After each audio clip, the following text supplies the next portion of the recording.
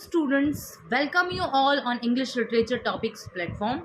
In this video, I'll explain a very important literary criticism, psychoanalytic criticism, which developed by Sigmund Freud, who was a great psychologist. He was also known as the father of psychoanalytic. So student, Sigmund Freud lifespan is 1856 to 1939. He was a great psychologist and known as the father of psychoanalysis. So student, this particular theory, psychoanalytic theory, focuses on our psychology, our unconscious mind. Study of psychoanalytic theory means a study of our unconscious mind by art. You got my point?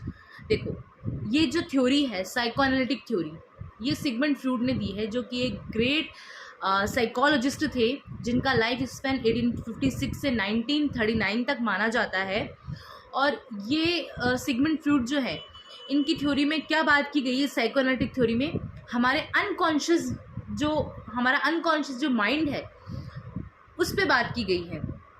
मतलब ये एक study है ना, किसकी? हमारे unconscious mind की study by art, by literature. ठीक है, अब कैसे, क्या है ये सब? देखो, हमारे what is the difference between brain and mind? Brain जो ये आउटर एरिया है हमारा, physical outer area, that is brain. और जो माइंड है, दिमाग, वो कहाँ है? इनर। ठीक है, हम हमारे दिमाग से सोचते हैं, ना कि ब्रेन से। Brain is a outer area और जो माइंड है उससे हम सोचते हैं। अब हमारे दिमाग में कॉन्शियस और हम जो ह्यूमन बिहेवियर है, हमारा ह्यूमन बिहेवियर कॉन्शियस और अनकॉन्शियस रहता है। ठीक है, हम चेतन और अचेतन अवस्था में रहते हैं। चेतन अवस्था कौन सी है? अभी मैं क्या हूँ? अपनी चेतन अवस्था में हूँ। ठीक है, और अनकॉन्शियस माइंड कब होगा? जब हम कुछ सोचते रहते हैं। लाइक हमारे जो नींद है उसमें हम क्या रहते हैं? अनकॉन्शियस रहते हैं, बिल्कुल अनकॉन्शियस रहते हैं हमारी नींद में हम। ठीक है, अब अनकॉन्शियस माइंड में हमारे बहुत सारी ऐसी चीज़ें हैं, ऐसे डिज़ायर्स हैं। हमारी ह्यूमन बिहेवियर ऐसा ही है कि हमारी बहुत सारी ऐसी डिज़ायर्स हैं जो हम एक्सप्रेस नहीं कर पाते बाहर। सबकी है, मेरी भी है, आपकी भी है, सबकी यहाँ अपनी कुछ ऐसी डिज़ायर्स है जो हमने सप्रेस कर रखी है, हमने दबा रखी है अपने अंदर। ठीक है, जो कि हमारे कहाँ है? अनकॉन्शियस माइंड में है, हमारी अचेतन अवस्था में है। वो डिज़ायर्स जो हमने अपनी डिज़ायर्स को सप्रेस कर रखा है, वो डिज़ायर्स कहाँ है? अनकॉन्शियस माइंड में। अब देखो, कुछ भी डिज़ायर हो सकती है, आपकी कोई भी ऐसी डिज़ायर जो आप इस सोसाइटी के सामने और अपने लोगों के सामने एक्सप्रेस ना कर पाओ, तो वो आपके अनकॉन्शियस माइंड में चली जाती है। और वो कहीं ना कहीं निकलेगी तो सही ना, अगर आप में वो डिज़ायर्स है तो कहीं ना कहीं वो ज़रूर निकलेगी। और कहाँ निकलेगी? सिगमंड फ्रूड कहते हैं कि आप अगर कुछ लिखते हैं तो आपकी डिज़ायर्स वो वहाँ ऑटोमेटिकली आ जाती है।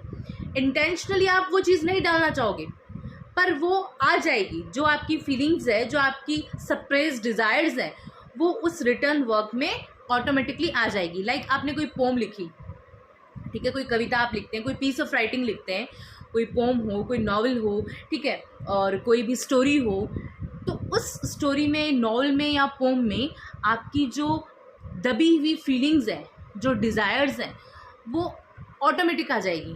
ठीक है, कैसे? देखो, एक बहुत ही इन्होंने अच्छा एग्जाम्पल दिया है सिगमंड फ्रूड ने। जो सेक्स है, सेक्स क्या है? एक ऐसी फीलिंग है, एक ऐसी डिज़ायर है सब ह्यूमन बीइंग के बीच में, है ना। सब ह्यूमन बीइंग में है वो चीज़ जो आप किसी के सामने एक्सप्रेस ओपनली नहीं कर सकते हो। ठीक है, you can't express your feeling in front of anyone. Sex एक ऐसी फीलिंग है, मतलब आपको किसी के लिए डिज़ायर्स है, सेक्शुअल डिज़ायर्स, तो आप एकदम से उसको नहीं बता सकते हो कि मेरे को तुम्हारे लिए ऐसी फीलिंग्स है। वो आप कैसे, वो आपको कहीं ना कहीं वो फीलिंग निकलेगी तो सही ना। अगर आपके अनकॉन्शियस माइंड में, तो वो फीलिंग ज़रूर निकलेगी। तो कैसे निकलेगी?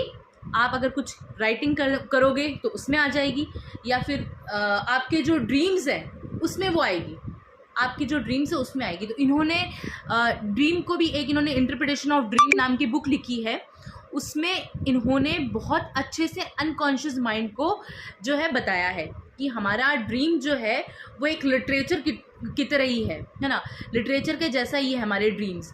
तो जैसे हम लिटरेचर लिख पाते हैं वैसे ही हम अपने ड्रीम्स में हमारी जो भी डिज़ायर्स पूरी नहीं हुई है उनको सोचते हैं, उनको देखते हैं। ये कौन कह रहे हैं? सिगमंड फ्रूड कह रहे हैं। सो आई थिंक आपको ये साइकोएनालिटिक थ्योरी समझ में आ गई। ये क्या है? एक स्टडी है अनकॉन्शियस माइंड की, है ना। It is a study of unconscious mind, जहाँ आपको अपनी जो डिज़ायर्स है, सप्रेस्ड डिज़ायर्स है, उनके बारे में बात की गई है कि वो आपकी कहीं ना कहीं निकलेगी, और कैसे निकलेगी?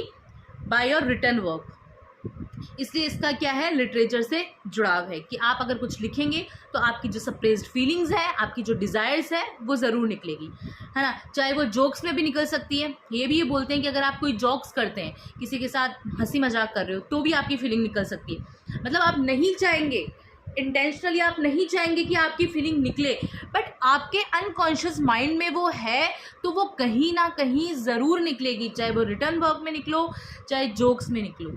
और भी इन्होंने बताया है कि चाहे वो ड्रीम में आओ, कैसे भी, तो आपकी वो फीलिंग्स ज़रूर आएगी। और ये जो टर्म है साइको एनालिसिस, ये इन्होंने 1896 में दी है। किसने? सिगमंड फ्रूड ने, जो कि फादर ऑफ साइको एनालिसिस जाने जाते हैं। सो स्टूडेंट, आई थिंक आपको ये साइकोएनालिटिक थ्योरी समझ में आ गई। साइकोएनालिटिक थ्योरी में क्या है? अनकॉन्शियस माइंड की स्टडी है, ठीक है। चाहे वो आर्ट के साथ हो, चाहे वो आप ड्रीम में करते हो, अपना अनकॉन्शियस माइंड में जो भी देखो, आपकी जो डिज़ायर्स हैं, जो सप्रेस्ड डिज़ायर्स हैं, वो उसकी एक मेमोरी बन जाती है, एक स्टोर बन जाता है, ठीक है। तो ये स्टोर जो है वो आपको ड्रीम में दिख सकता है, या आप कुछ भी करेंगे तो आपकी कहीं ना कहीं वो आपकी जो डिज़ायर्स है वो ज़रूर दिख जाएगी। अब कुछ चीज़ें इसकी मैं रीड आउट करके आपको बता देती हूँ, आपको और अच्छे से समझ में आ जाएगा कि क्या है psychoanalytic criticism. Psychoanalysis is a theory about the human mind. It is a theory about human mind. मैंने आपको बताया कि ये एक ह्यूमन माइंड की थ्योरी है। इसमें ह्यूमन के अनकॉन्शियस माइंड के बारे में बताया गया है। It came into being during the 1920s. This criticism can be understood as emerging from the romantic view that literature is an expression of its author's persona. देखो, ये जो पर्टिकुलर टर्म है ये 1960 में आई है, और वैसे आप ये बोल सकते हो कि 19th सेंचुरी में ये टर्म आ गई थी। The psychoanalytic view of human behavior is relevant to our experience of literature. The psychoanalytic view of human behavior is relevant to our experience of literature. Psychoanalysis is defined as a form of mental therapy. ये एक mental therapy की form है which aims to cure mental disorder, जिसका M क्या है? Cure करना mental disorder को। देखो, इनकी जो थ्योरी, इसमें आपको बहुत सारी मेडिकल टर्म मिलेगी। क्यों? क्योंकि ये एक मेडिकल स्टूडेंट थे। सिगमंड फ्रूड जो है वो, उन्होंने मेडिकली इस साइकोएनालिटिक थ्योरी को दिया था, बट इसको हम एज अ लिटरेचर जो है, हमारे लिटरेचर में हम देख के यूज़ करने लग गए। अदरवाइज़ ये जो है एक मेडिकल स्टूडेंट थे, तो इन्होंने यही बताया है कि ये एक मेंटल थेरेपी है। कौन? साइकोएनालिटिक थ्योरी, जो क्या करती है? Which aims to cure mental disorder. Mental disorder को क्योर करती है by investigating the interaction of the conscious and unconscious elements of the mind, ठीक है। जो कैसे करती है? Investigating the interaction of conscious and unconscious elements of the mind, ठीक है। उसके अलावा आप बोल सकते हैं कि कुछ चीज़ें, जैसे इन्होंने बताया था, unconscious is dynamic and is always at work controlling us from the very depths of our being, ठीक है। और इन्होंने ये चीज़ बताई कि death and sexuality are fascinating theme for study in psychoanalysis. Death and sexuality are fascinating themes for study in psychoanalysis, ये इन्होंने चीज़ बताई है।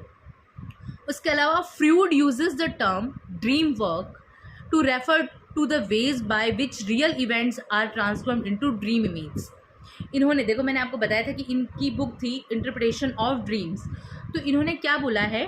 Freud uses the term dream work. Dream work जो टर्म है वो उन्होंने use की, जिसके लिए to refer to the ways by which real events are transform into dream image. Real events जो है वो ट्रांसफर हो जाएंगे किसमें?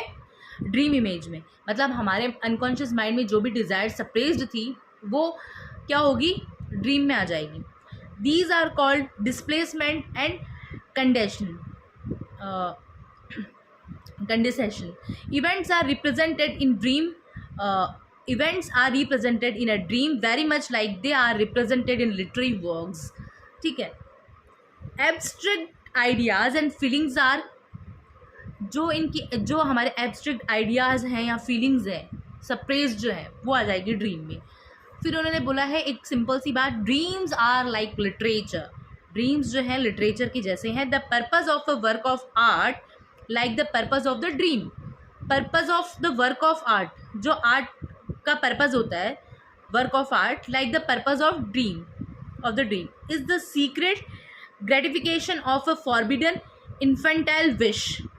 ठीक है. That is reason why literary critics have great interested in the फ्रूडियन methods of analysis and interpretation. ठीक है. ये कुछ चीज़ें थी जो मैंने आपको रीड आउट करके बता दी. और फ्रूड जो थे इनको गॉड प्राइज़ फॉर लिटरेचर भी मिला है. और इनकी जो बुक है द इंटरप्रिटेशन ऑफ ड्रीम जो 1900 में पब्लिश हुई थी वो इम्पॉर्टेंट है इस साइकोएनालिटिक थ्योरी के लिए. और द अनकैनी बुक भी बहुत इम्पॉर्टेंट है, अनकैनी. और इन्होंने यही बताया कि he used psychoanalysis to interpret Shakespeare's character. इन्होंने शेक्सपियर के जो कैरेक्टर्स थे हैम्लेट, मैकबेथ एंड लियर, इनको इनके अनकॉन्शियस माइंड के बारे में भी बताया है. ठीक है. इनकी साइकोएनालिटिक स्टडी इन्होंने करी है सिगमंड फ्रूड ने. और उसके अलावा इसमें कुछ इम्पॉर्टेंट चीज़ें हैं लाइक, हाँ, इसके अलावा इनकी एक ऑडिपस जो है ऑडिपस कॉम्प्लेक्स इन्होंने दिया है जो कि इन्होंने सोफोक्लिस की जो वर्क है उससे लिया था. ऑडिपस कॉम्प्लेक्स में क्या था, आपको सबको ऑडिपस की स्टोरी पता है कि उसने अनविलिंगली अपनी मदर के साथ फिज़िकल रिलेशन बनाया और अपने फादर की जो है मर्डर कर दिया फादर का. ये ऑडिपस की कहानी है, ऑडिपस रेक्स की कहानी है, सोफोक्लिस की जो वर्क है उसकी. तो इन्होंने एक ऑडिपस कॉम्प्लेक्स लिया है. ये क्या बोलते हैं, अगर आपने सुना हो, आपने अगर पढ़ा हो, इलेक्ट्रा कॉम्प्लेक्स और ऑडिपस कॉम्प्लेक्स, ये दो कॉम्प्लेक्स क्या बात करते हैं. ऑडिपस कॉम्प्लेक्स का मतलब है कि जो किसी बच्चे का, किसी मतलब जो आप बोल सकते हो कि किसी लड़के का, किसी बेबी बॉय का कनेक्शन अगर अपनी मदर से होता है, दैट इज़ ऑडिपस कॉम्प्लेक्स.